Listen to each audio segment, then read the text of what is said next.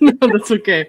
No worries. Hey, I'm here with Cassidy. We're going to be having a little chat tonight. It's going to be pretty informal, just about a couple of things that have happened over the past couple of days. I wanted to come on tonight. I was thinking, since we're expecting all these documents to be coming out in the coming week, I'm going to be hit with some overexposure probably. So I was like, why don't I take tomorrow off instead? And then tonight I can just, especially because I have a friend with me, so I can just hang out and talk about what I'm kind of curious to get your thoughts on some of this stuff too. So the first thing that I wanted to mention was, well, I saw the headlines about, her new lawyer, Sigrid McCauley, which is not new to things at all. Right. No, I guess she represented the victims of Jeffrey Epstein. Is that right? Mm-hmm. Yeah. And so she, I guess, in the headlines was kind of saying like Blake Lively in her case against Justin Baldoni has hired, Jeffrey Epstein's victim's lawyer, which I thought was incredibly tone deaf. For one, this is not a Marvel crossover, for example. Like, why are we talking about it like this? And also like the disproportion is amazing. This does not compare to in the slightest sex trafficking. Like, what the fuck are we talking about here? I know. The tone deafness of these people. Yeah. And this is all because they're trying to get big stories. I mean, can you imagine what's going to hit this week? Oh God, yeah. With this unsealing, I mean, right. I can't even imagine what's going to happen this week to try to distract from all of this. Yeah. But they probably should have paused that and put that for this week. But I would have left that one for later, dude. Yeah, that's a crazy time to use it. But yeah, that's what they wanted. They wanted a big name that's gonna capture all of it. But the fact is, this attorney has been well, not anymore, but was representing Leslie Sloan from the beginning. Right. Yeah. He's not new to this case. I guess isn't she technically still, because they've made a motion to get Wayfarer to pay their fees or something? I mean, not that matters, but nothing is like completely closed out except for the New York Times. Right. But so here's what I actually wanted to show you guys. Sigrid McCauley has been explicitly working for Blake Lively as an attorney, not just as a storytelling mouthpiece, as they claim in the People article that we're going to read, since at least August. So here's a notice of appearance for Sigrid McCauley in the Popcorn Planet case in Florida, where she's had Sigrid, being her, mouthpiece over there, working on the filing her motions over there against Andy, who's appealing the judge's decision here in Florida to try to force him to turn over, information from his private sources on the set. Like they're still trying to do that. And so Sigrid has been running point over there. So she's been Blake's attorney for at least 5 months. So you can see the date down here, August 12th, 2025. Yeah. Yeah. So it's like, it's completely bizarre that they're bringing this up now. And that's how you know something really bad is about to happen. Mm-hmm. Exactly. Yeah. Exactly. So I can't control the chat, but Jill had asked something. I saw it right before we went live. Where is it back a little bit? Yeah, it's back a bit. What's the full username? Sorry, I am so sleepy. I don't just apologize, dude. I assume you're as old as I am, so we're old. My sleep is so messed it's all good, up. Dude. Yeah. Yeah. So I think here it is. Yeah. Right. There. Yes. Okay. Well, that's not the actual question, but it was unsealed pursuant to Lively's redactions. Yeah, I just talked about that in my live too. For most of her stuff, that's what he did. He's accepted her redactions, but here's the thing: we've seen what redactions means to her. So I just wonder what else stuff she redacted. I'm sure just all of her famous friends, I'm sure their names are gone. But I don't know if she redacted everything they said, like what, because she used the third party thing. Well, that's not really that big of a, that doesn't make something privileged. Right. Yeah. So it shouldn't cover a whole lot. But the thing is that he left it up to her proposed redactions. So yeah, I believe we're going to see a lot of people speaking on background as like a close source to kind of identify some of these players when it gets out to the mainstream media and the press, as in like Taylor Swift, Gigi Hadid. If those names are redacted, I feel like we're going to get on background sources that are telling us who it is. You know what I mean? So I'm not too worried about it, but legally speaking, that sucks. Try to deny. Yeah. My boyfriend swears you're still in high school. He doesn't think you look older than 17. I always joke that I look like people's kid brother. Like, but I have these bags under my eyes, so it's like, not quite. Lauren, are you going to New York next week? Yes, I am. I'll be there at the hearing. Yeah. I'm aware of a couple other people who are going, but it's their choice to say that or not. So I, luckily I have some help from some people who have some experience with this kind of thing. I will say this just because I know there's always like one or two people from this like chronically online Blake Lively superfan crowd that like watches my stuff and is like, oh my God, Lauren did this. You know what I mean? And I'm like, okay, fine. You're misinterpreting everything I said, but fine. I am not going to badger anyone. I'm going to sit there respectfully in the courtroom. I don't expect any of the parties to be there. I expect it just to be attorneys. I will sit there politely and respectfully listen to both parties make their arguments. I'm not going to bother any of the attorneys. I'm not planning to do anything like that. So if somebody were to run into me there and they were just like, ew, it's Lauren, like whatever, I'm not going to bother you. So please don't bother me. I just want to say that. It occurred to me after I told people that I was going to be there that might happen because I used my, whole face and everything. So I'm like, well, these people that don't like me too much, they know what I look like. So I'm just saying, like, everybody out there, like, whether you're nice or you're not nice, if you don't want to socialize, I'm not going to bother you. You can come up to me and talk to me if you want to, but please be respectful. Please don't. I'm not here to harass anybody. If you fully believe in your heart that you believe Blake Lively's story, you believe that she was wronged in some way, and you're attending the hearing to support that, I am not going to bother you. So please, please, please don't bother me. You know what I mean? So yeah, exactly. That's it. Yeah, I'm having to think about these things I never had to think about before. Are you wearing your florals? So, that's the question. I will not. I don't own florals. I don't have florals. Do I have florals? Honestly, I might have some like flower. I used to have some flower shirts. I might have some flower shirts or something, but I'm not going to wear florals on purpose. No, I'm not doing that. No, I'm going to wear like a plain black nice shirt and like nice business casual attire for court and whatever. I'm not going to do anything provocative. I just want to be there as a member of the public to observe the legal process and to get the information firsthand and to tell everybody how it went. So that's why I'm not doing anything crazy, no sort of protesting or anything like that. I just literally just want to sit there and be there. You don't want to get kicked out. No, absolutely not. No. Yeah.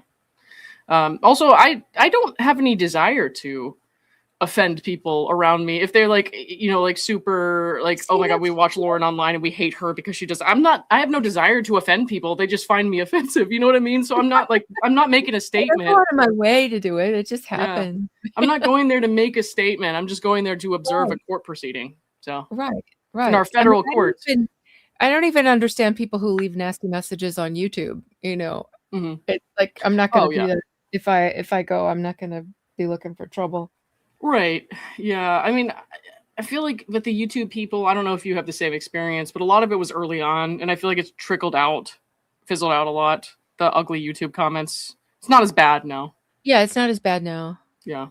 And you're so nice too, Cassidy. I don't know, like if people were mean to you, I'd probably like I probably like made very offensive comments to people who are rude to you. I'm not gonna be so you probably had to delete mine and not theirs. I'm not even kidding. Like oh yeah, I have some people come and say mean stuff, but you know what? I don't just let it go. I say something back. I'm like, do you feel better now? Like, right?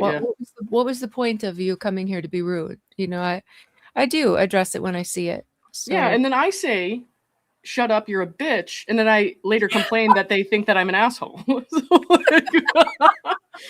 at least I'm self-aware, though. Yeah, I had someone come on and just like say the rudest stuff, and it was a long-time sub. I recognized the name, and then when I got smart back, I'm like, they were so shocked. They were like, I've listened to you for a long time. Like, that doesn't mean that you can come here and insult me. I'm a nice person, but I will Like, if you just come on and just be outrageously mean, I don't think I don't defend myself. Right. And so, like, I'll say this. Sometimes I get it wrong, okay? Sometimes I get it wrong, and sometimes I overreact. And so I'll just tell a story because, like I said to you guys in the beginning of the stream, this is going to be very casual. If you don't want to hear me, like, go off on tangents, this is not the place for you right now. So, yeah. But I get it wrong sometimes because I'm so defensive because there are so many people on the internet who are, like, so creepy and they overreach and they try to, like, attack your personal life and stuff. Right. And so there was at least once or twice where, like, maybe I don't know if I want to use the word snapped, but possibly it was, like, rude to, like, people that I shouldn't have been rude to. And, like, at least one time there was this lady, I think she was a really nice lady. I think her name was, like, Bridget or something, who would come into my comments a lot. And one time she made a comment and I reacted to it in a way that was very defensive and, like, not like angry, but very irritated. And then I realized that this was not Bridget. This was Brigitte. And I was like, oh shit. I just, like, got really irritated with the wrong person. And I felt so bad because I, like, called her out and everything. And I was like, well, you're just not going to be in the chat anymore. I was like, oh my God. And, like, I have these facepalm moments with myself where I, like, get it wrong sometimes, but I'm still learning. And I feel very bad. So if Brigitte, if you're ever watching this, I'm so sorry. I thought you were someone else. Because I was like, this is, like, someone that I had interacted with a lot. And so I was really irritated that that person was saying what they were saying. And I was like, wait a minute, that's a different person. Like, that's a different person. I felt so bad. But yeah, shit happens, I guess. Yeah, it was to me just like, and when they come in and this woman, she was, like, trying to act like I was stupid because I talk a lot about, like, Europe because I travel to Europe a lot. I like to buy food and stuff. And I was saying, that there's this number system and that this and that. And they're like, Europe's not a country. Okay. No, Europe's a planet. Like, I don't know that. I don't know. I've driven all over it, from country to country in Europe. But the point was they are all except for, like, England is Brexited out of there, but they are part of the European Union. So they do have a lot of the same standards. So when I speak to them as like that, I know what I'm talking about. It's a standard that goes across all of Europe because they all belong to the European Union. I know they're not all the same country, but it was just like, so, I mean, it's like coming in there, just, like, saying all this and thinking that I wouldn't react or get upset about it. And then being so shocked that I was offended by their comment and actually spoke out. It's right. Well, you're not ever supposed to defend yourself. That's the cardinal sin, Yeah, it's crazy. We're still people, and I've said, I have never once asked for anybody to like my video ever. The history of my channel never said it. I have never asked people to subscribe. If you want to subscribe, I love it. If you unsubscribe, that's okay too. I'm not going to chase you. I'm not going to ask this or demand it so I'm not out here begging for anything. So don't feel like you're entitled to tell me how to run my channel or how to react to things. Just stop it. Just stop it. Somebody says, I bet she felt so smart pointing out Europe was the country. Let me go through these really quick and then we'll get tiresome. It does get tiresome. Well, so this is like, I've never had to think about this before since in the year that I've been covering this case now. It's been about a year. I've always enjoyed the fact that I can say what I want to say and speak my mind online on, like, YouTube without having to worry about someone, like, bossing me around or someone judging me or whatever that could tell me what to do or what not to do. So they're, like, strictly my opinions and I enjoy that freedom. But I never thought about the fact, I mean, I knew in the back of my mind, oh, I'm probably going to attend one of these, like, trials or something someday. But I never really thought about, oh, I'm going to be attending these events with people who, like, hate my guts. You know what I mean? Like, oh crap. And so now I'm, like, really, this is the first time I'm ever going somewhere where there might be somebody there who, like, wants to set me on fire. And so I'm a little worried about it. I'm like, oh crap. I've never been in that situation at all. So Nobody set her on fire. No. And no ice either. I don't like that. No ice. No. Just be nice. Like, I don't want any ice down the shirt or anything like that. Don't do any of it. Okay, don't do any unless I'm already on fire. Then you can put ice down my shirt. All right. Yeah. Okay, let's see. It's Shannon Connolly. Thank you for becoming a new member. I appreciate you. Jill 199. Thank you for the $5. I'm worried about the unsealed docs. It says oh, there it is. Oh, that was it. Okay. Does this mean we're gonna get blacked out pages? Gotcha. That was the one that you answered then. Yeah. And Anna Wren. Got it. Okay. Thank you for the $10 super sticker. Thank you very much. Here's some for you. I got a few for you. Here's one. So he only asked us to sing of them. Somebody you explained that to me, I swear to God, like last week, and I've already forgotten. I just always get milkshake, it's milk jugs. Milk jugs bring the boys to the yard or something. Yeah. Okay. I said the lyrics, and that's what I said. I didn't even realize like how wrong I was till the chat just went wild. Oh God. I got two more for you. Here's one. Thank you, Jill.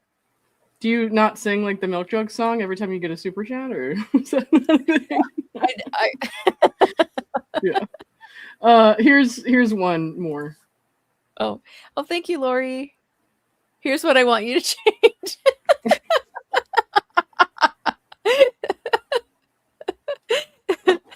I'll get right on that.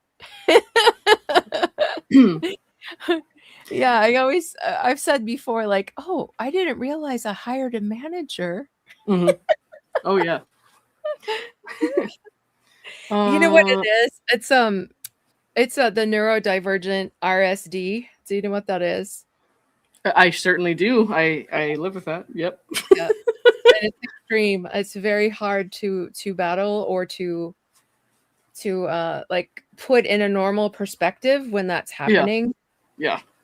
So, and also I used a big old boss in my last corporate job. I was a director, so it's corporate really Cassidy. Wow. It's really hard to come back to like being told what to do. Yeah, I bet. No. Oh my gosh. I would not have guessed that you were corporate Cassidy at one point, but yeah. I mean, you probably said that to me 4 times and I just forget. Hang on. Michelle says, stay with Andy, Lauren. I didn't know Andy announced that he was going, so that's why I didn't say anything about Andy. I'm not staying with Andy. I'm a person who enjoys their personal space very much, but I will be hanging out with Andy. Let's put it that way. So I will stay with him at the courthouse. I also will use him as a riot-proof shield should some crazy people who don't like us come up to us. Andy will go first. You should warn him about that. I will, in fact, push him in front of me and then run away. So just let him know, since you're his person. So, okay. All right.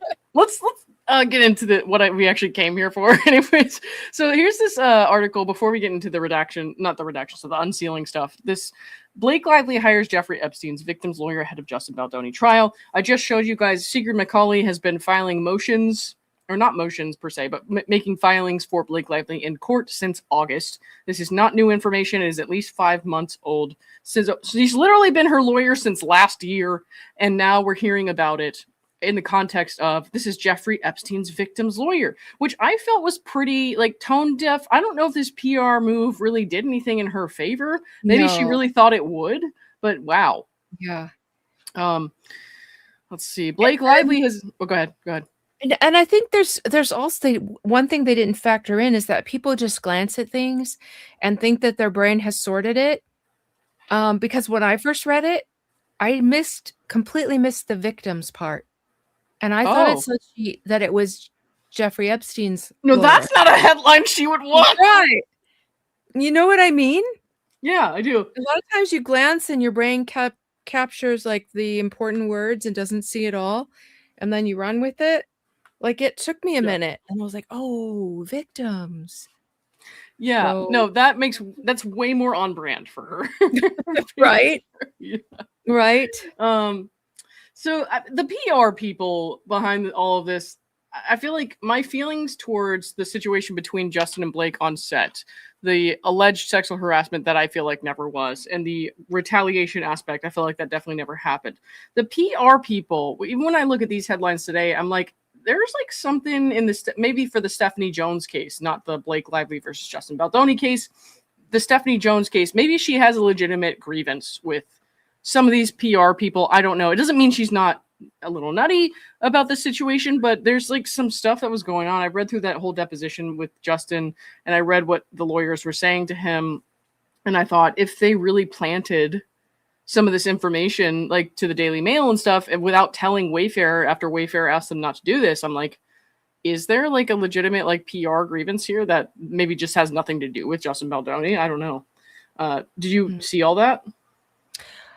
The part I haven't gotten all through Justin's. I've been reading Jamie's. Gotcha. Okay, so I'm the opposite. I read through Justin's in whole, and I did not read Jamie's yet. So, in the deposition for Justin, there are portions where they show that Melissa Nathan, even though she acted to Justin Baldoni like she didn't know where stuff was coming from. Like, for example, that article about Justin hiring Crisis PR who represented Johnny Depp. She acted like she didn't know where that was coming from. She was like, oh my gosh, I'm so frustrated too. But it turns out that she was totally on board with that article and she was in communication. Oh.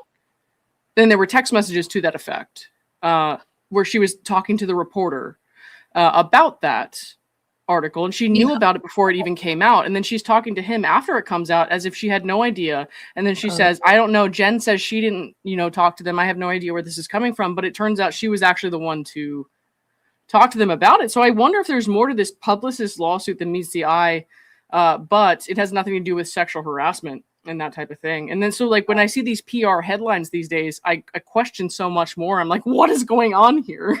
Because there's so much deception behind the scenes with the PR people. Yeah.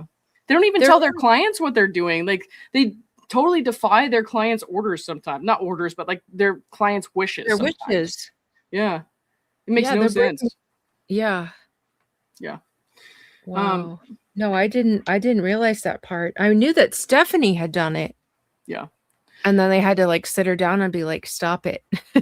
Yeah. So it honestly sounds to me after reading, and you'll have to tell me what you think after you read Justin's, because I'm just one person, so I'm going to forget stuff. But like, it honestly sounds to me like Melissa and Nathan and Stephanie Jones have this like legit war going on behind the scenes. Stephanie Jones started acting crazy. The Wayfarer parties didn't understand it. So of course, naturally, they're going to be like, why is she acting towards us like her reputation is more important than ours?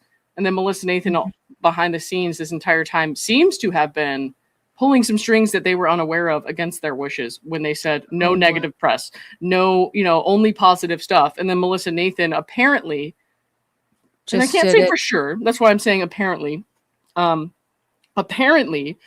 the Daily Mail anyways on background, like a source close to, you know what I mean? Negative information about like Blake Lively and stuff like that. And I can't say if that's true or not, but that's what's presented in the evidence that he had to confront in the deposition, where I'm kind of like, he says, I didn't know about this. I instructed them clearly not to do this. And she's like, would you, the lawyer is like, would you feel pleased, or how would you feel when you see this? He's like, well, obviously I wouldn't be happy about it, and it's kind of interesting to think like there was a whole other thing going on here. And I think I heard not actually Golden or somebody talking about what would happen if, the Wayfarer parties and their attorneys said, well, we have to split off from you because the Wayfarer parties told you not to do this and you did it anyways. And so I don't know if I see that happening, but it's at least a scenario that's been kind of floated. Yeah. Yeah. Cause they can't be held responsible for something that was done without their consent. Mm-hmm. Yeah. It sounds at the very, the very most, whatever happened PR wise was not requested by the client. It was not requested by Justin or the Wayfarer parties or anything like that. So at the very most, it's like it was never retaliation for reporting sexual harassment or anything like that, which is important when we think about the context of 47.1 and all that she's trying to invoke. But it's like also maybe when it comes to the Stephanie Jones versus Jennifer Abel lawsuit, maybe she does have some grounds to add Melissa Nathan as another party that I didn't know about. You know what I mean? Mm-hmm. I don't know. Yeah. With her amended complaint she's trying to get right now.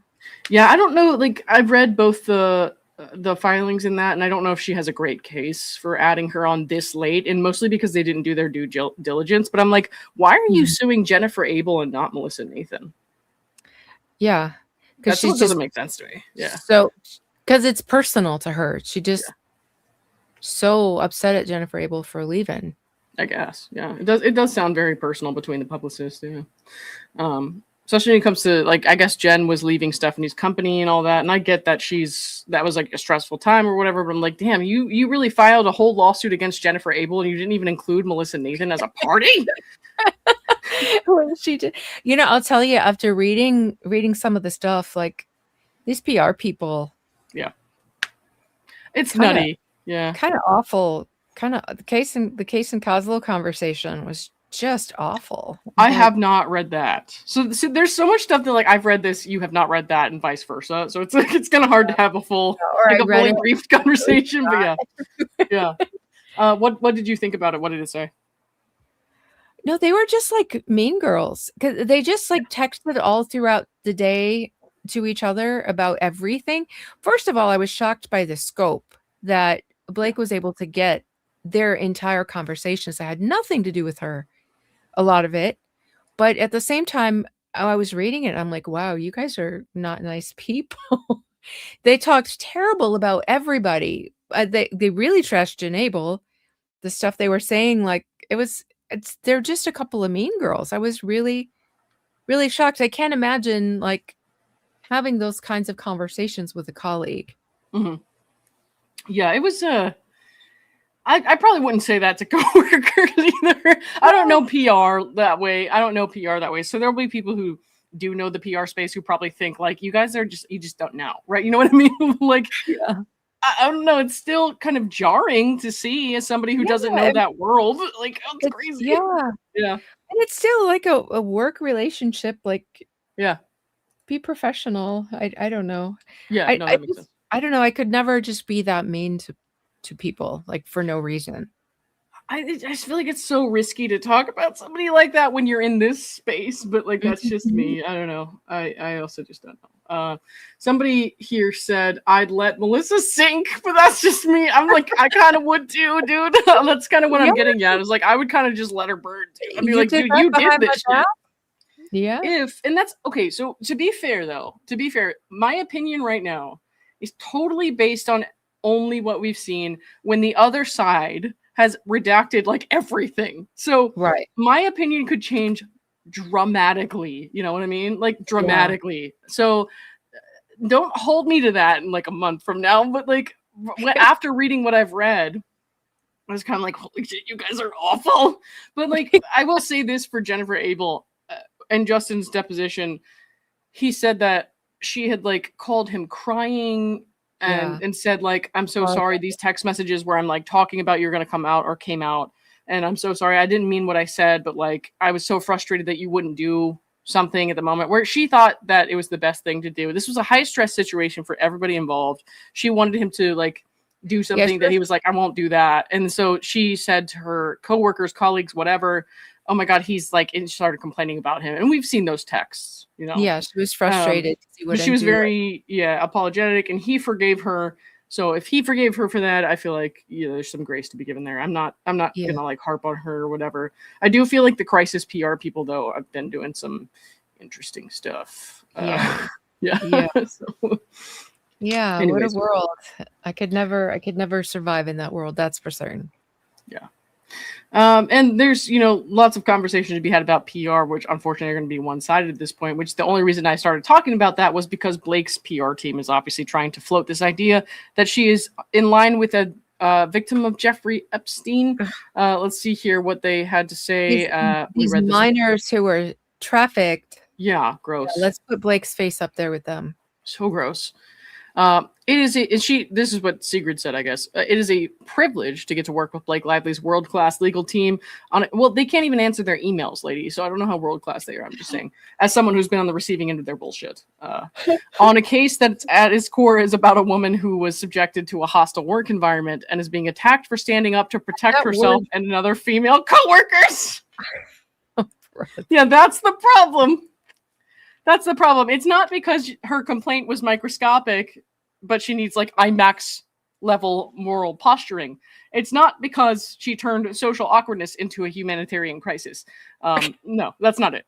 No. This new phrase, this hostile work environment. Yeah. is just insane. Come on. Right. That's not what you sued for. That's not in your cause of action. You're having to rewrite your stuff a little bit. And also protect herself and protect. Oh, good grief. You good? Yeah, go ahead. I'm just. Are you okay? Is this something I need to kick to the curb? What's up? Oh. I don't know where Cassidy went, guys. Anyways. While she's... Oh, what? I'm here. Oh, you are? Okay. I was like, what happened to Cassidy? Okay. Are you okay? Do you need me to do anything? Or? No. I'm okay. Just making sure. Okay. All right. Well, yeah. I mean, there's just lots of crazy, implications that they're making here, which is just bizarre. I think they said Macaulay's primary role will be handling communications with the public and the media on key matters related to this case, which is one, very telling, and two, not even true, because what I've just showed you guys, which is that she started filing responses for Blake Lively in the Popcorn Planet case here in Florida in August of last year. So there's, all that going on. It is a privilege to get to work with Blake Lively's world-class legal team. Like I said, okay. So wait. What's up? So she's hired on as an attorney. Right. But correct. Her primary role is PR? That's what they're saying now, yes. Okay. I guess. That's what I'm gathering from this article anyways. Subject to a hostile work environment and is being attacked for standing up to protect herself and other female coworkers. Okay, well, I mean, that's like borrowing gravity by association, hoping that the shadow of real horror will make a paper cut look like a war injury. I don't know what to say. Your daughter. Dude, I don't know about the Deadpool scenes, you mean? Mm-hmm. I have no idea, dude. That was so crazy. Like, the way that they, are fine with stuff like that, but then think that, like, hugging people is, like, crazy crime. Like, a social crime is nutty. It's like calling 911 if somebody lit a birthday candle. It's fucking nuts. All right, let's see. Lively 38 is already represented by attorneys Mike Gottlieb and Ezra Hudson. Familiar, yep. Who have overseen months of contentious discovery disputes, sealed filings, and subpoena battles as both sides prepare for trial in the Southern District of New York. Gottlieb and Hudson told People, "We are thrilled that Sigrid has joined Blake's legal team in this important role handling our public-facing communications," as if they didn't know they were working with her this whole time. "We recruited Sigrid based on her many years of work speaking truth to power, including her courageous representation of Jeffrey Epstein's victims, and have no doubt her experience will serve the team well." Oh, good Lord. I absolutely hate that expression because it doesn't make sense to me. Which speaking one? Speaking truth to power. Yeah. Like not so much now, but it used to be so badly overused. I hear it a lot. I used to hear it a lot, at least, in like recent years. You know what I mean? So yeah. Oh, somebody's excited. I'll send Lauren a message, guys. I'm so excited. What are you sending me a message about? Did I win the lottery? I'm excited too. Sorry, I didn't see the earlier comment, so all I know is this person is sending me a message. Can you email me instead? Mods, can you give her my email? It is on my profile. Actually, you know what? Let me type it here right now. It is because I don't know who's modding Cassidy's and who's modding mine because I can't read.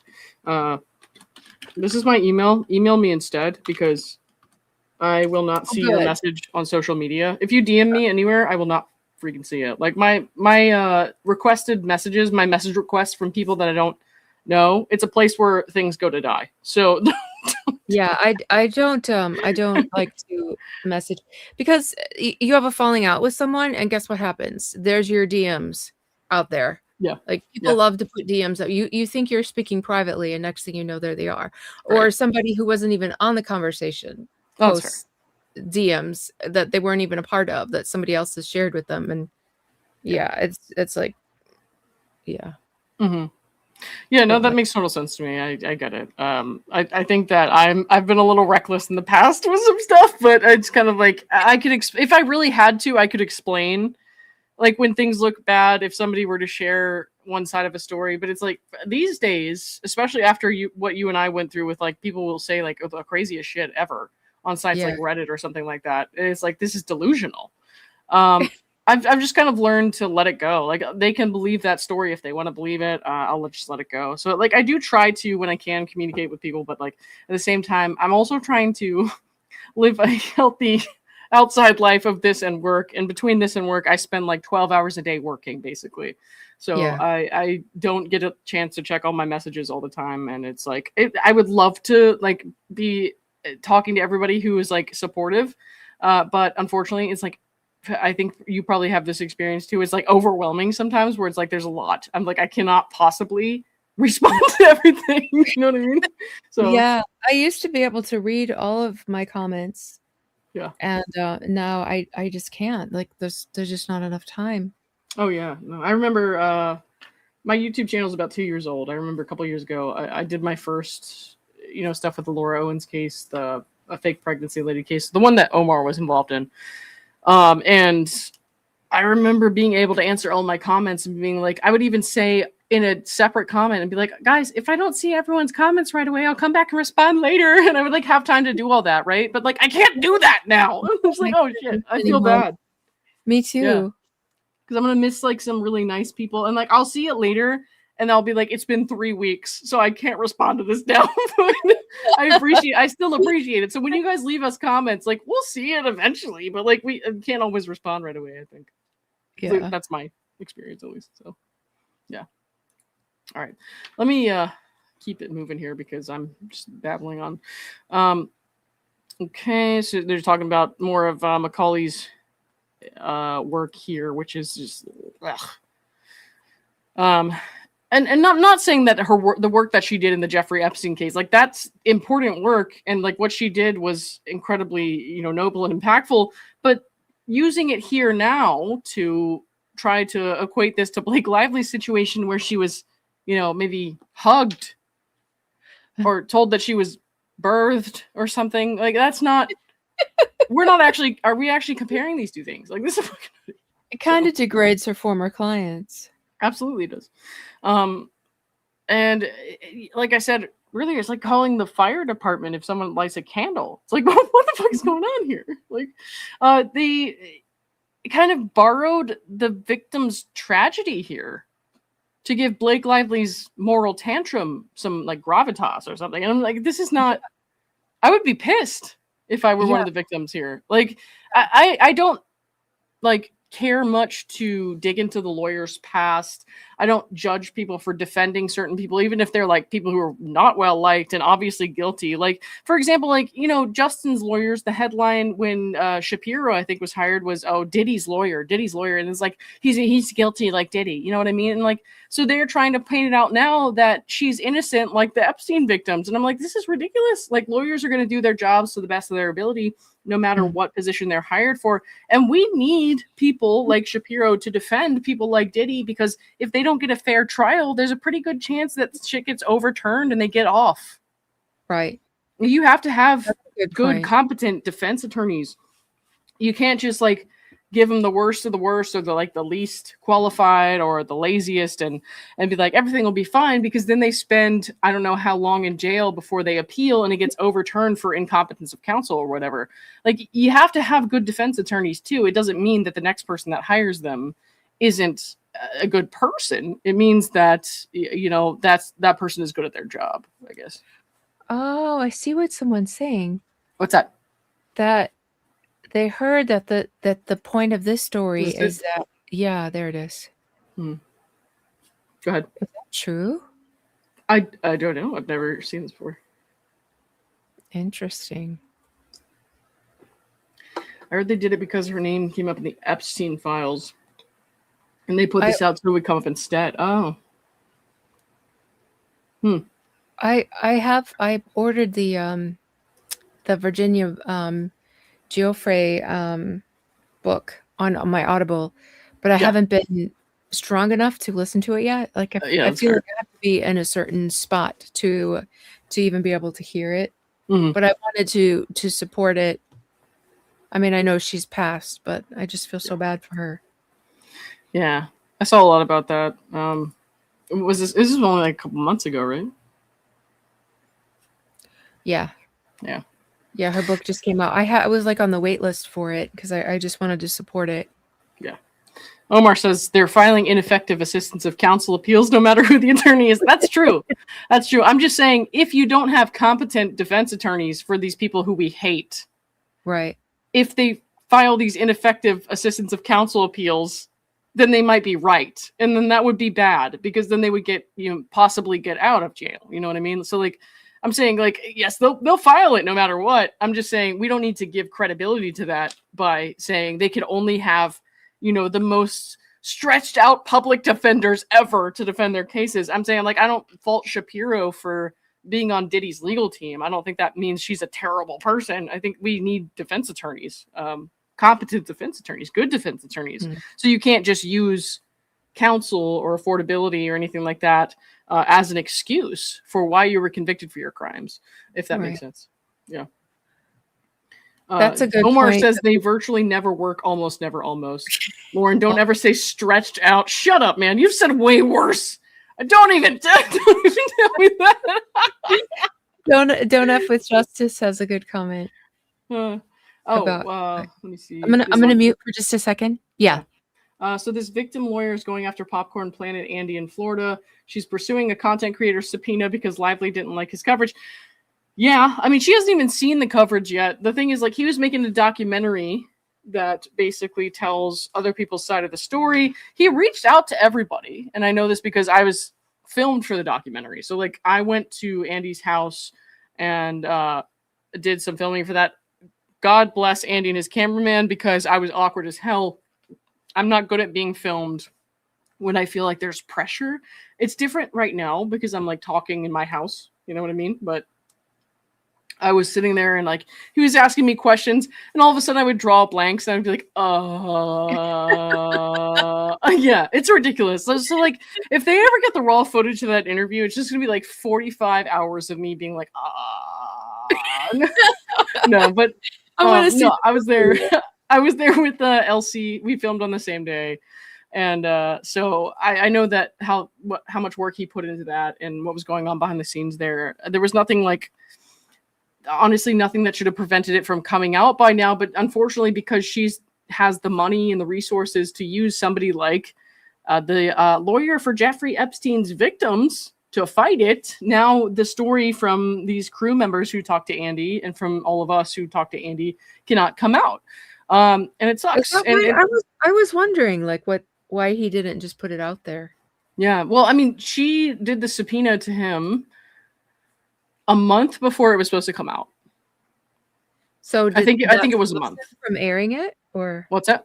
Well, they're asking for certain information from crew members who, like, I think if he puts out the documentary publicly and then they can link this private information that they were like giving to him back to the crew members in the documentary when it comes out on the docket, you know what I mean? It's like kind of it. My understanding is that would be kind of exposing for the innocent like crew members who didn't do anything wrong. You know what I mean? So the communications between Andy and them would come out, and then they would see like who was in the documentary, and they would kind of play puzzle pieces. Because I know at least one of them, from what I saw in the trailer, was like wearing a mask. So they didn't want to be like identified. Not all of them wanted to be identified, or they wanted their stories at least to be kind of relatively anonymous. And so my understanding was that now that she's asking for this stuff and, he was trying to put out a documentary publicly, that there's a lot of people out there who will start to attack these kind of private people who just, spoke to him in confidence and also only said on the actual documentary like what they were comfortable saying, but then all of a sudden all this communications between them is going to like have all this other private information come out. So if that made sense, I kind of ramble. So hey, Omar, what's up? Omar says, I posted in Cassidy's, now I'm posting in Lawrence. Thank you.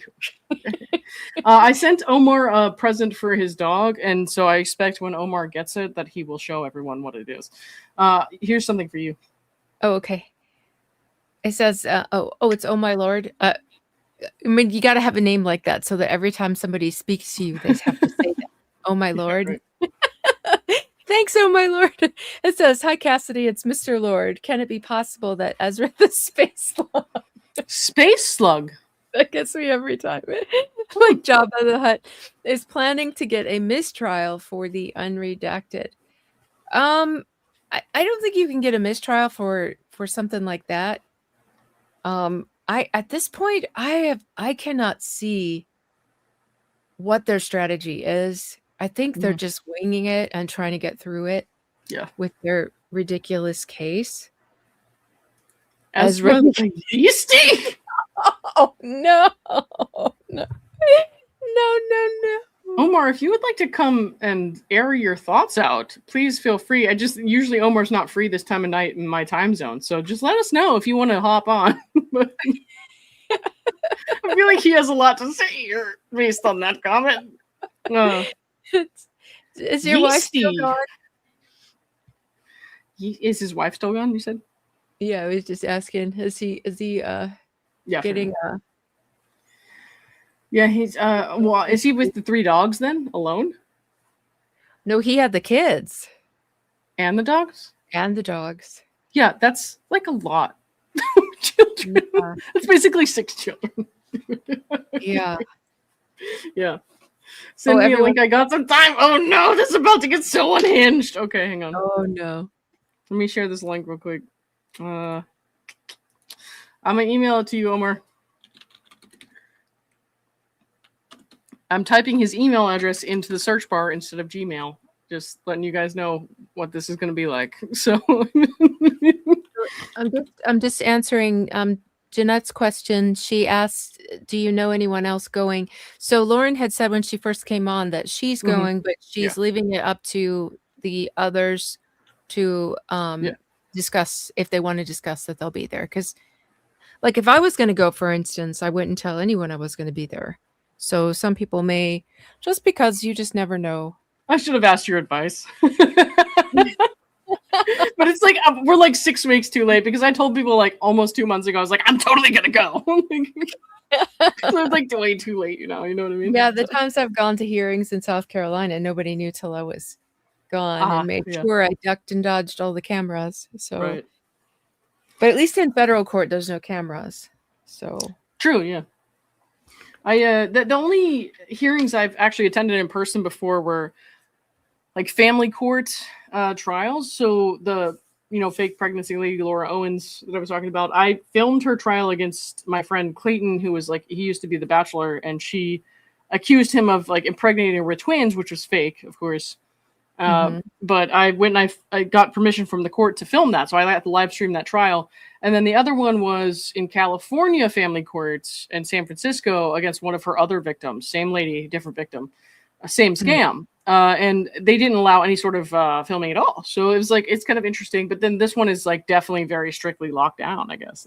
It's like no federal court is going to allow that. Here is our friend Omar, who's got a lot of thoughts for us tonight, I think.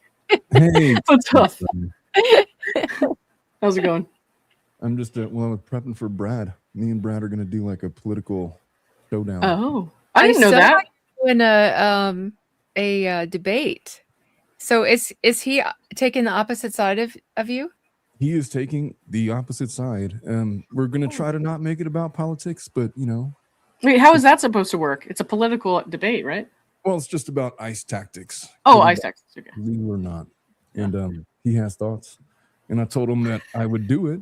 And so, but I'm kind of nervous about it because we're trying to do one of those streams. Like I lose subscribers. And then like I did on the other night when me and Cassidy went live, I was live on hers. Yeah. And then someone like found me in her chat just to yell at me about the stream that I did on ICE. What? I was like, hey, I will never listen to you. You are not objective. You are biased. You're listening to this and that. I was like, wow, that's a lot of thoughts. That's why I tell people, like, that's the reason I don't do streams on politics. It's not because I don't have strong feelings. It's because there's so many people out there who have, like, if you don't say the right thing, they like get so mad at you. And some of them are very radical and I'm like threatening and violent. And I'm like, well, I show my face on here and my family and where I live. So I'm not going to talk about politics where somebody might come and again, set me on fire in my house. So well, Brad is, he's the most polar opposite to my political thoughts that I know. That's definitely true. I can vouch for that. So, therefore, and plus, me and him are good friends. So if I'm going to debate anybody, why not him? Yeah. What time is it? It's going to be in about an hour or so. Oh yeah. Okay. Well, I'll be awake playing Fortnite, so I'll put you on my TV. How about that? How about that? So did you see, I don't know if you guys talked about this when you guys were live together the other night, that Blake had hired the lawyer who represented the Epstein victims and is now like making PR headlines out of it. So. I heard you mention that. I don't remember if I heard Cassidy mention it. Okay. But no, I don't know anything about her hiring an Epstein attorney. Yeah, so she hired this attorney who used to represent the, I guess, victims of or survivors of Jeffrey Epstein. And they're trying to, in this headline, make it sound like, I guess they're kind of trying to put her on that same plane. So it's like Blake Lively hires Jeffrey Epstein's victim's lawyer ahead of trial. But then as I pointed out in the beginning, I think probably before you came into the chat, that this lawyer, Sigrid McCauley, who is the lawyer who represented the victims, is actually has been her attorney for at least 5 months because she's the one who's trying to make Andy turn over these materials here in Florida. So she's actually been Blake's attorney for almost half a year, but now they're trying to make headlines out of it right now, and it's kind of annoying. And she started off the case as Leslie Sloan's attorney. So it's not news. She's been involved the whole time. Yeah. So that's kind of what we were getting at there. You guys have been, well, I was listening to, like, in the background, Cassidy stuff, and she's talking about marital privilege. Oh, like, thing at the very end. It's like, that doesn't apply to, like, civil torts and fraud and I don't know. But then the stream ended, and I didn't get to see where that was going. And then I saw you all going on together, and I thought I would troll the chat a little bit, and I did. Okay. If I get anything wrong with that, do you want to explain that real quick? Yeah. Well, I don't know what you said. I was just saying that you had mentioned something about you could waive attorney-client privilege if there's a third party. But marital privilege, it just, all it relates to is testimony. You could still do discovery on things that could be testified about. The only thing you could really prevent with marital privilege is the marital spouse from testifying. And there's severe limits to it. And if the testimony is to protect instances of civil tort or fraud, then it's arguable whether or not it applies at all. So that was all. I was just trying to make that point. And yeah, because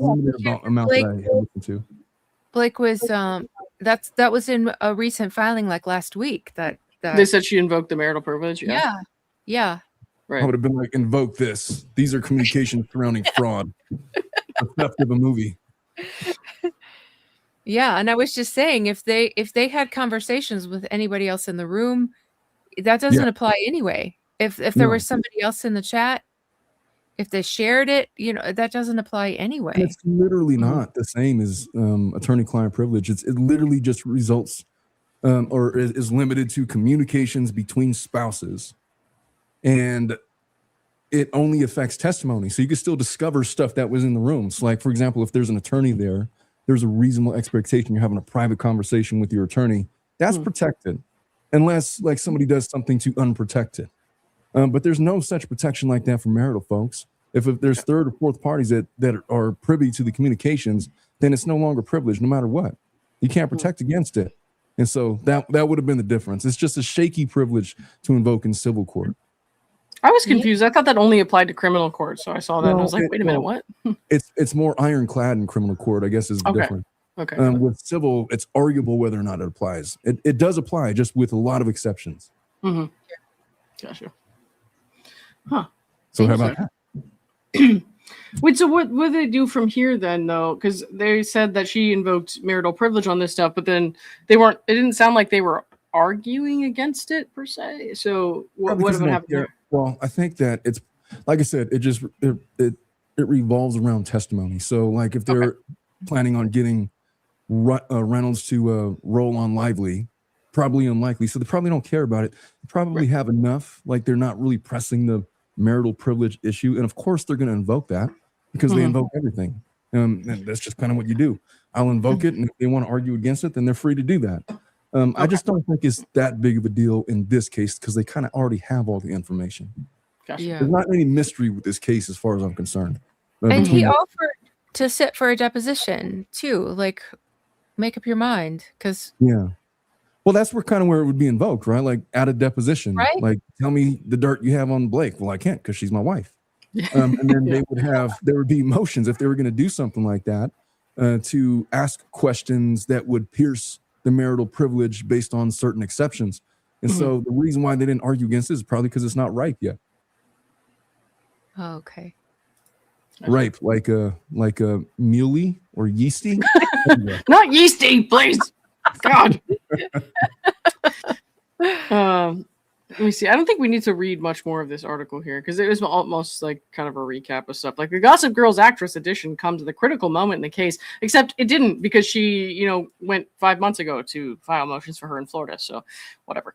An upcoming hearing is scheduled for January 22nd. Right. I will be there. Let's see.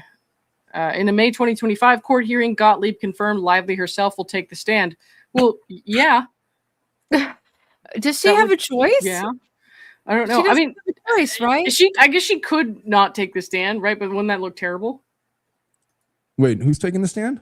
Lively. I mean, does she have to take the stand? If she opted not to, that would look like shit, right? I think she does, right? Yeah, she has to testify. Okay, yeah. I don't know how it works in civil court, so that's why I'm confused. Well, there's no Fifth Amendment right to not testify like in a criminal. Like you have a right not to testify against yourself. Okay. But if you're subpoenaed to be a witness, and you're a part of the case, they have a right to call you as a witness. You brought the case. Exactly. And so you have a right to confront your accusers. Sixth Amendment right applies, but she has no Fifth Amendment right to not incriminate herself or not in criminal court. So therefore, she has to answer the questions. She can't even say that, you know what, I'm just not going to answer that. I mean, if you answer that way, what's different between criminal court and civil court is the jury would not be allowed to make negative inferences about that type of response. In civil court, you're free to make whatever inference you want. Mm-hmm. Nice. Okay. Yeah, I've never been in an actual civil case. So like I've seen these family court cases, you know that, Omar, but I've never seen like a civil case like this before. So I'm very well. Family is sort of they follow the same rules as civil. There's a family code, but they're based off of civil code. Gotcha. Civil so I've seen I've been in Arizona, right, and I've been in California, but I guess this is New York federal court, so it's gonna be a little different for me. I mean, it's different, but it's not like. I mean, I didn't even know. Apparently, they might not even allow phones in the building, like like stuff like that. Yeah, they don't allow phones in. Yeah. So Andy was, I guess, trying to figure that out for us, and he was like, I heard they might allow phones in the building, but you can't like have it turned on. So there's like a lot of rules that I just don't, as a layperson, like understand or know. You know what I mean? I'm just like, oh crap! You mean I have to leave my phone in the hotel? Like, how do I even get around without it? Like, I'm so dependent on my phone. Like, I don't know. You know what's funny? Like, there's usually like exceptions for attorneys because attorneys are always on their phone in the courtroom. Yeah. I had this like very rookie Karen style bailiff. Like it must have been like her first week or something, and she's yelling at the audience to put away their phones, and I'm on my phone because I have hearings and stuff. And she's starting to yell at me to put away my phone. I was like, I am an attorney. It's like, I don't care. Put it away. It's like, no, I'm texting somebody right now. She said, put it away. He's like, well, I sent my text anyway. What do you do about that? Tell the judge on me. Go ahead. Hey, what are you doing? Who are you? Well, some people get that little bit of power. The only time it's ever happened in my career, attorney, you can't tell an attorney to put away their phone inside of a courtroom. But she did, and it was hilarious because after I was like looking at her, I had my phone, I was looking at her as I was pushing the button to send the text. It's like, well, go ahead, tell the judge. Yeah. Tell him to sanction me. Oh, I put something up. Did you see it, Lauren? Hang on, let me add it. There we go. Got it. Go ahead. That's it, right? Nope. Did I put the wrong thing up? That is your slide. Let me move to the next slide. How about that? Wait, no, that didn't work either. Let me remove it and then you try again. Hang on. It says slide 1 on mine. Maybe it looks yep, that's it. Okay, sweet. Okay. I found it. So look at the name there. Sigrid McCauley. This is when she actually joined the case to appear for Leslie Sloan in Vision PR. February the 2nd, 2025. Gosh. So this is how old this news is.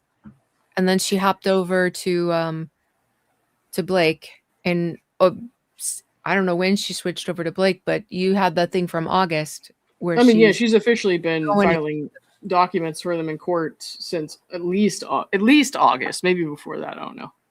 So I don't know who represented Blake in Perez's case either. So maybe I don't know if it was her or someone else, but yeah.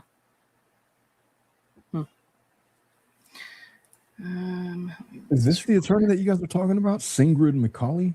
Yeah. Mm-hmm. I've never heard of her.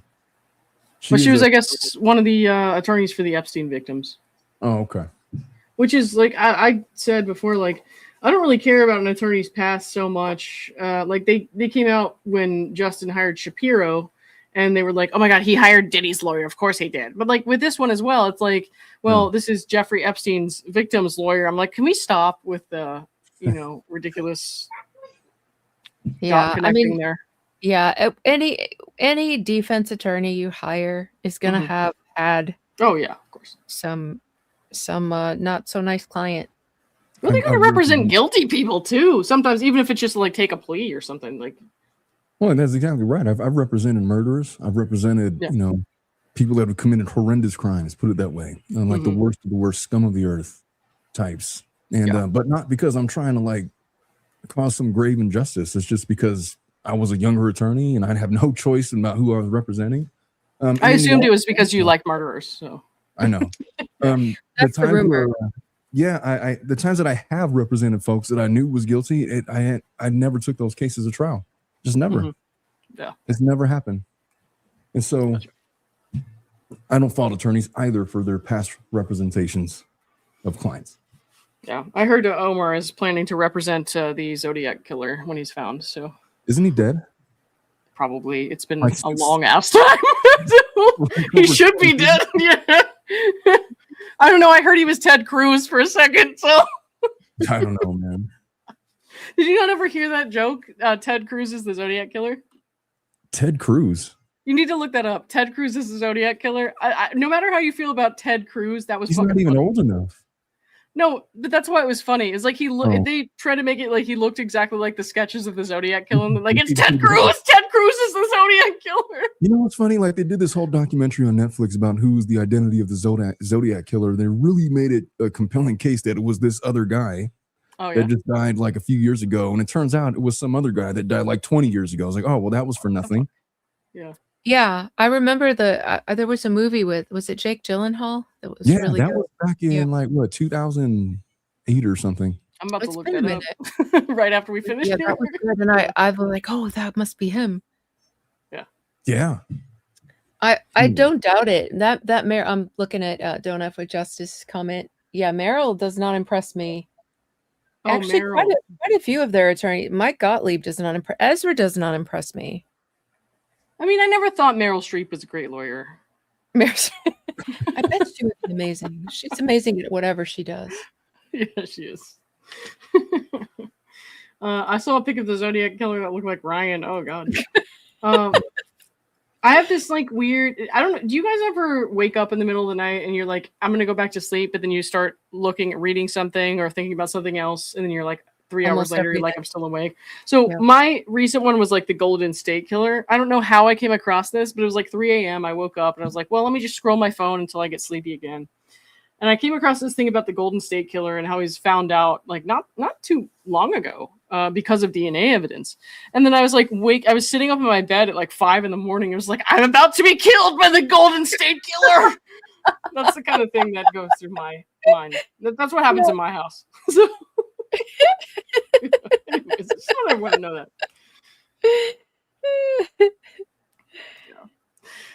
Is Lauren gummied out or not yet? No, Lauren is not doing gummies anymore because I don't want to pay $200 every 6 months to renew my medical card here in Florida. So I am unfortunately I can run down to like the dispensary down the street and for like $20 have like a whole year's supply. I gave you some. You did. Yeah, that was a while ago though. It's been a long time. So yeah. Also, I wasn't going to take those on the airplane through the airport with a drug dog, so I like took them before I went. Federal crime. You were a guest in my home, where it is very legal. So I just don't want to do that. We had a vote on that in the last election, and it was very close, but they voted no to making recreational marijuana legal. So maybe next time. Maybe next time. At this point, I'm like, maybe it's the best idea because we have so many people who come in after trying to take like street marijuana or something like that, and it's laced with something else. And we would get a lot of people in the hospital who would be like psychotic, and they're like, I just got some weed. I'm like, oh no. That would kind of be an argument to legalize it, wouldn't it? Exactly. That's what I'm saying. Mm-hmm. Yeah. So, hopefully we're getting there. I mean, the fact that it was a close vote though here in Florida is like it's saying something. So we're getting there. Even in family court, they are so unimpressed by people. Well, mom smokes marijuana every single day, and the judge will literally say, I don't give a shit. It's legal. As long as she ain't doing it in front of the kids, what do I care? It is just such a turnaround from when I first started practicing, where it was like this, we need to call CPS right now. Right. Yeah. CPS for marijuana. Yeah, no, I had I probably talked to both of you about this at some point. I had an ex who had a kid, and she would smoke weed like all the freaking time. And I was like, we're gonna go over here, Charlie, where we're not gonna see your mom doing that. And then it's fine, but like, I don't know. I mean, there's situations where I feel like it's warranted to call CPS for that, but I'm not most of the time. It's Certainly. Not. Which, by the way, I am not a weed guy, man. Like I bought those gummies because they were so cheap. It's like, this is just not my thing. I can't. I don't like the whole. Yeah. I don't like stuff that makes me tired or sleepy or lose track of time.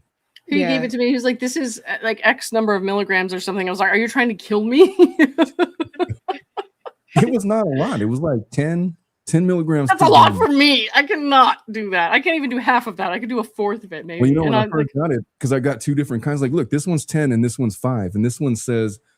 Like Euphoria or something was the name of it. The other one was like just chill out. It's like, here, take them both. I did.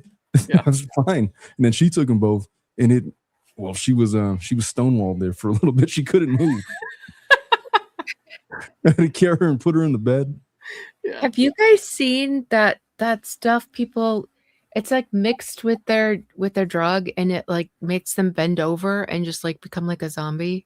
Oh, like the stuff in Brazil.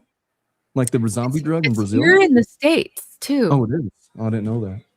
I saw a thing, like what I don't know if they do it on purpose or if it's just something that they add to the drug, but it was like a whole street full of people, and they were all in different stages of bent over, and they will bend all the way down, like almost kissing their toes. I've seen that with like fentanyl. And they're like frozen until it wears off.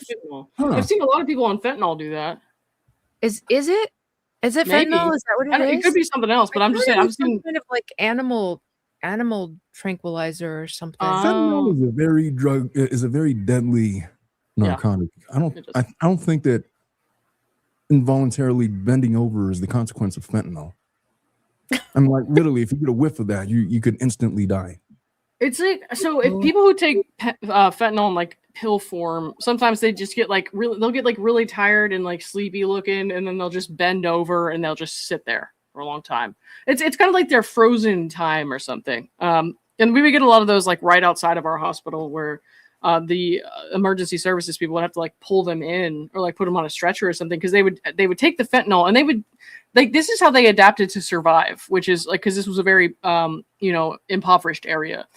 They would go right outside the hospital. They would take the fentanyl because they knew that they would be right there at the hospital and people would notice them.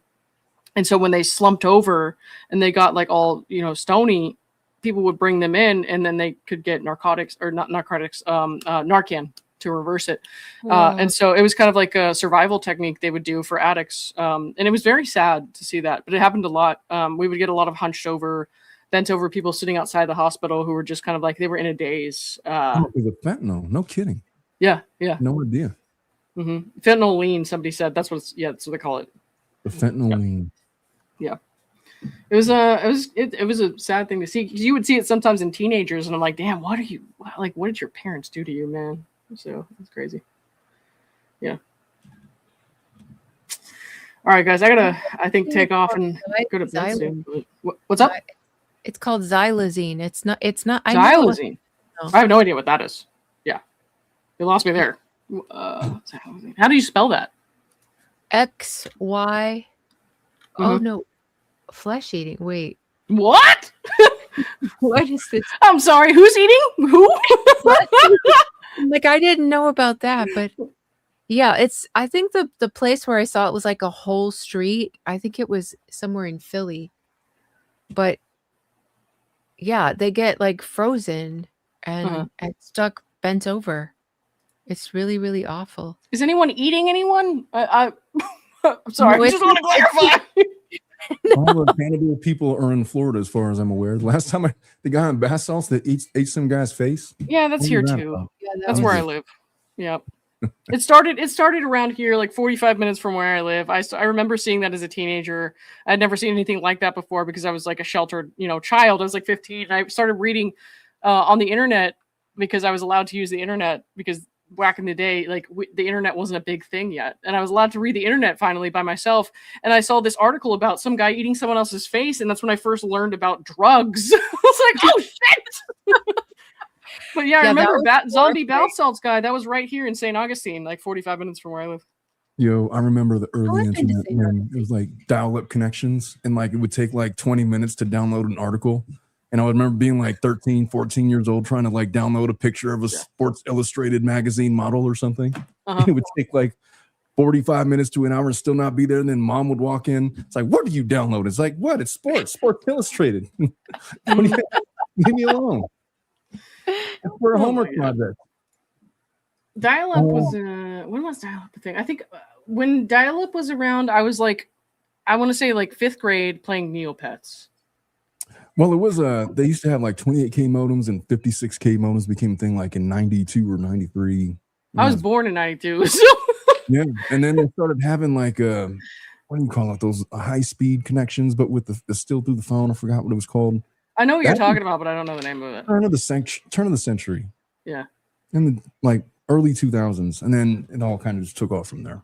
I think we should have kept that, to be honest. It was like the right amount of internet without being parasocial like we are now. You kind of go to the library because it was so slow. Like you still got to like go and read books because you could not download the information fast enough. That's what I remember. Yeah. I sit here sometimes and I'm like, what did I used to do before I had my phone all the time? Yeah. And I can't even picture like what did I do all day? I remember I had the Encyclopedia Britannica set on like CD. And it was like the big thing. Yeah. That was research in the 90s. Speaking of shit like that, does anybody else still own a dictionary? No. For what? A physical dictionary? No. I still have one. It's right now in front of my foot, holding down my mic stand. That's what they're for. Yep. It's pretty much phone books now. I was like, what do I do to keep this thing from flipping over? Because it kept flipping. And I was like, I have a dictionary there. I'm never going to use that. So might as well. All right. I got to dip now because I got to, okay. Yeah, get ready for bed soon. But I guess I'll listen to Omar and Brad. I had a good point. YouTube is not going to like our conversation today. Oh, yeah. See, I don't even care about that. But like, that's just me. All right, thanks, guys. We appreciate you. Let me make sure we didn't miss anything here. JTQZ5XW, that is quite a username. Thank you for the $5. Look up articles with Jared Kushner inviting Epstein to a publisher party. Epstein didn't show up, but Lively had been invited. It's in Yahoo and Daily Mail. Okay, I will have to look that up. That's right. Yeah, I did. Oh, articles came out yesterday about this same day. I see. Okay. Now we know. Gotcha. Mystery solved. Thank you, JT. All right. Well, everybody, that's it for me tonight, but I'll catch you next time, probably Monday. Like I said, I don't want to do overexposure on this, and I've been reading a lot of it, so I'll probably take tomorrow off, but we'll be back soon. Take it out, Warren. I get anxiety every single time I see you post. Like, oh, there's something new again. Jesus. All right. Thanks, guys. Thanks, all you mods who are working so hard. Yep. Don't be yeasty. Goodbye. Don't be yeasty. Love you.